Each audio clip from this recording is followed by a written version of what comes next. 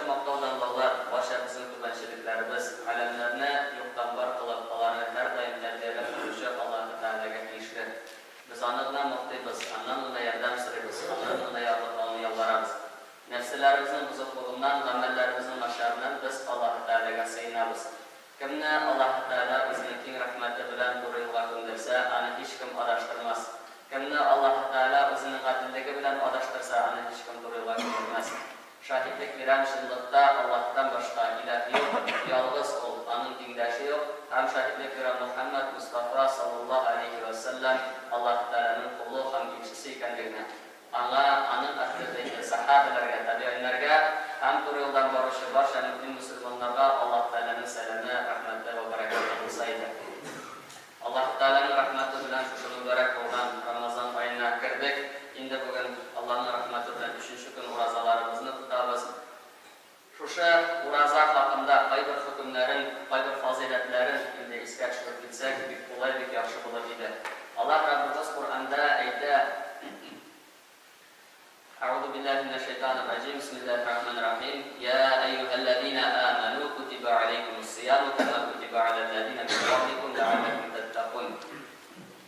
Bu günlerde yaş qabatlanadigan ayetler Allah Teala Kur'an'da ayette ey iman getirgen bendeler sizge de evvelki kavimlerge farz kılıngan gibi sizge de uraza tutup farz kılındı belki siz takvalıkka erişirsiniz diye.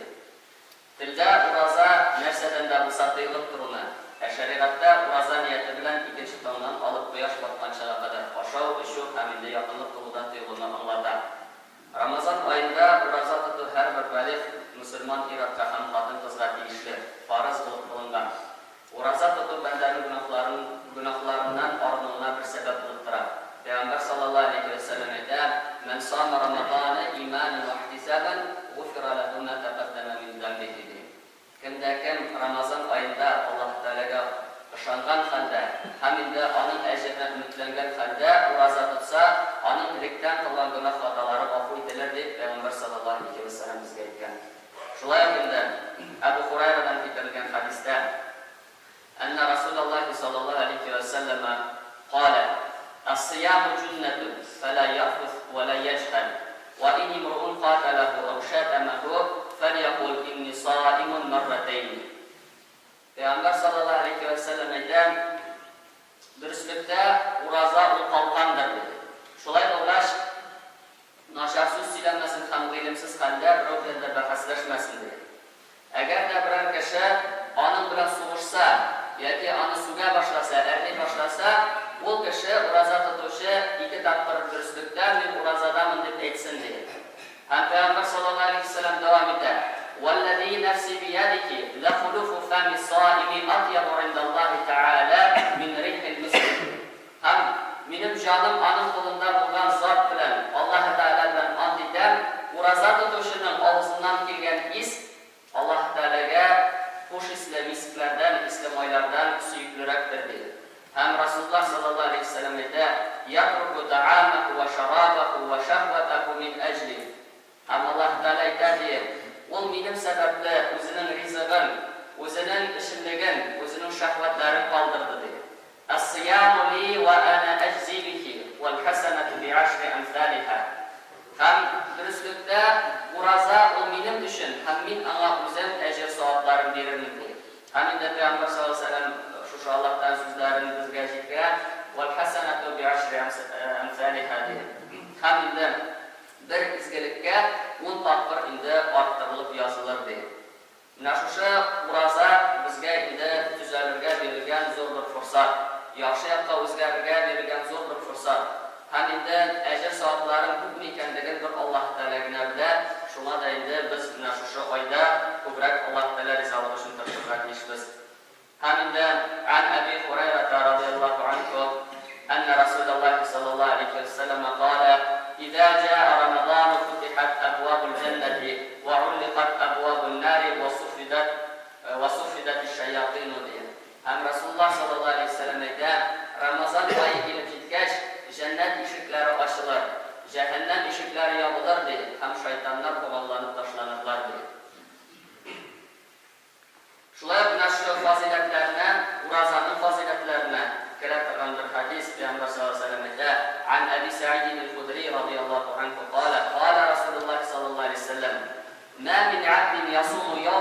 sabilillahi illa ba'adallahu bidzalika wajhahu 'anil nari 70 kharifan.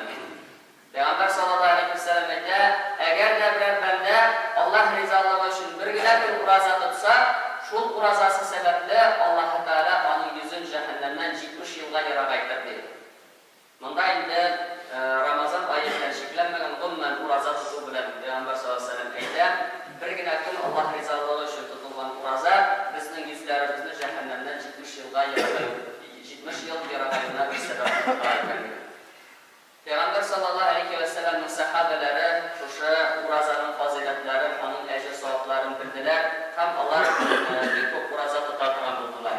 Ve ne kadar bir misal getirip gitmesiyle bir vakit Abdurrahman ibn Avf radıyallahu anh urazada bulan, nefil urazasında.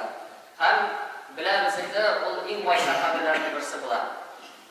Ama iftar hazırlayırlar, rizq getirirler. O şu rizqqa qarayib hem indi yilab jibara. Mus'ab ibn Umayr o'tirilgach, Mus'ab ibn Umayrni Uhud sug'ushida o'tiradilar. O yash boy-boylarda tarbiyalangan bular. Islom dinini qabul etgach, ona anisi yurtidan quvib chiqargan bular. Ko'p ko'p nashr sinovlar, Alloh rizoligi uchun ko'p sinovlar o'tgan shaxs bular. Eng birinchi da'vatchi Peygamber sallallohu alayhi vasallam Mus'ab ibn Umayrni Madinaga jibara. Peygamber sallallohu alayhi vasallam şu Abdurrahman ibn Avf aytdi, Mus'ab ibn Umayr o'tirilgach dedi. Avval mendan yoshroq edi. Biz onu umrga borib bir kafilgina topdik dedi. Agar onun boshini qatlasam, oyog'i ochilaydi. Oyog'ini qatlasam, boshi ochilaydi.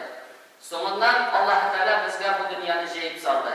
Ham men qo'rqam, bizning ajr savoblarimiz bizga oshirtirilgandir dedi. So'ngidan u o'sib yig'lay boshladi, hatto rizqqa qarata jirani to'ya boshlagancha ham endi turib ketib bordi dedi. Şuşa yani ana getirilgan rizqni qabulda qaramadi.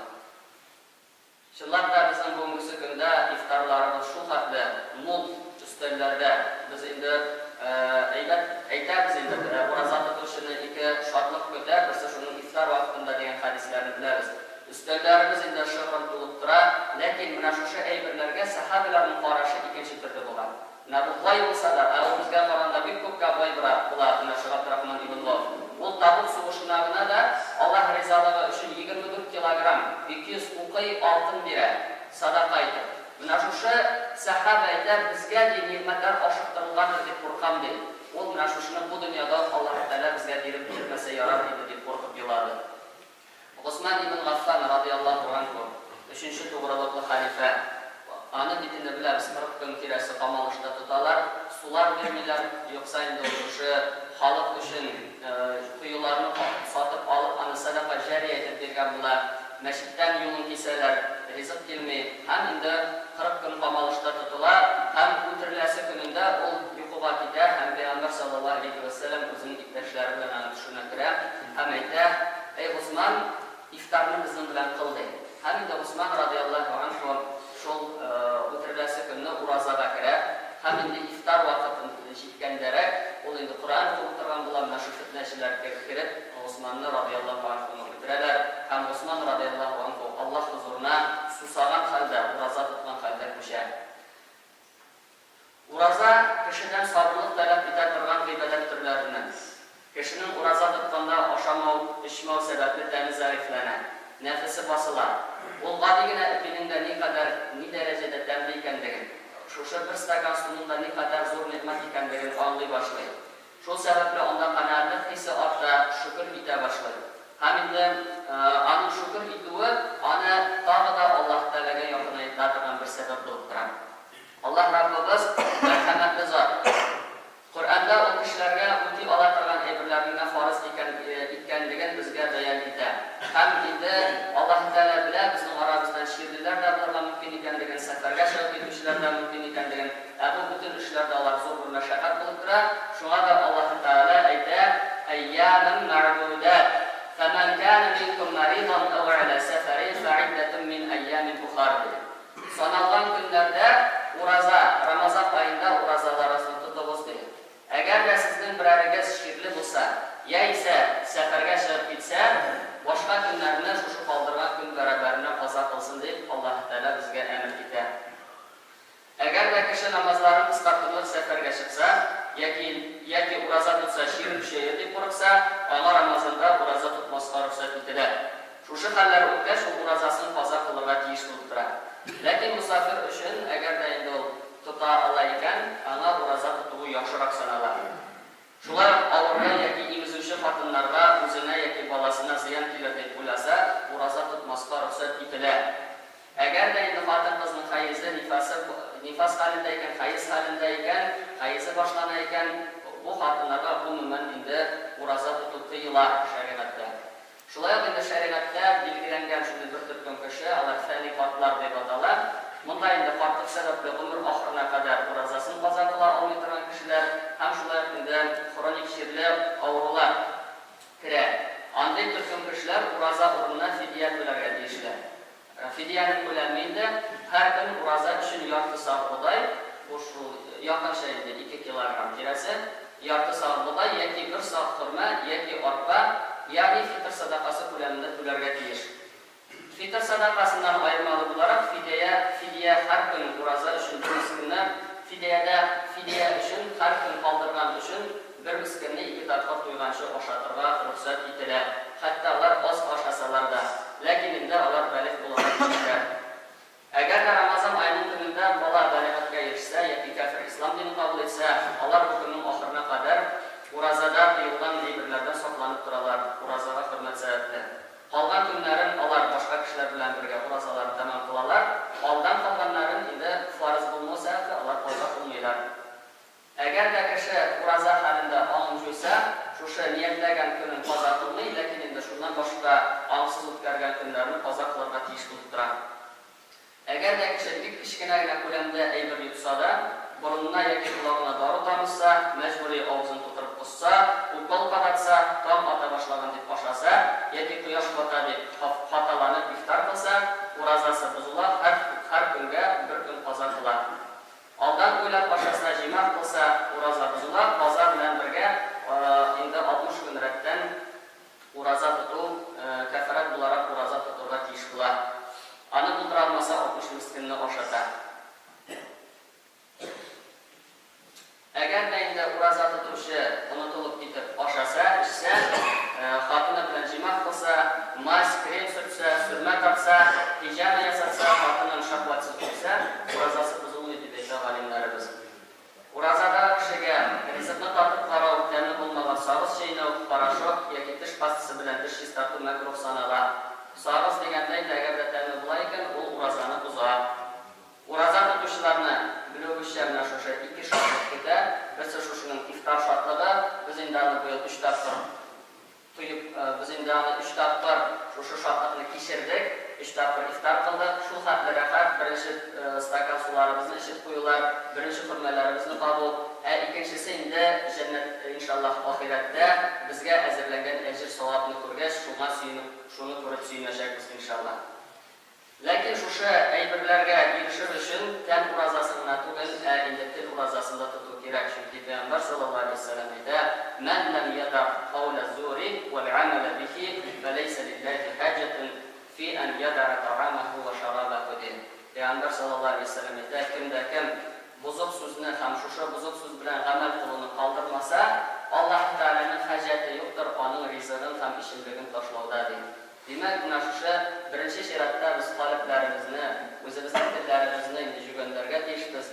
Инде Аллаһ Тәгаләгә якынайырга тиешбез. Чынлап та, менә бу алда әйтелгән аятта да «Лә'алләкум таттакун» дип Аллаһ Тәгалә аятны бетерә. Бәлки сез тәкъвалыкка ирешерсез ди. Менә шу уразаларыбыз бездә тәкъвалыкның дәрәҗәсен, инде иманыбызның нурын, куәтен артырга тиеш. Инде Аллаһ Раббыбыз һәр барчаларыбызга да иман, тәүфыйк, һидаят, истиқамат бирсен. Ахыр сулышларыбыз сулаганда да иман кәлимәсен әйтеп, Раббыбыз хузурына мөмин булган хәлдә, мөселман булган хәлдә, гөнаһларыбыз гафу ителгән хәлдә күчүләребезне насыйп итсен. Ахыр урыннарыбызны җәннәтләрдә кылсын. Ва aqulu qawli hada wastaghfirullaha li wa lakum wa li sa'iri jama'atil muslimin innahu huwal ghafurur rahim. Sami'un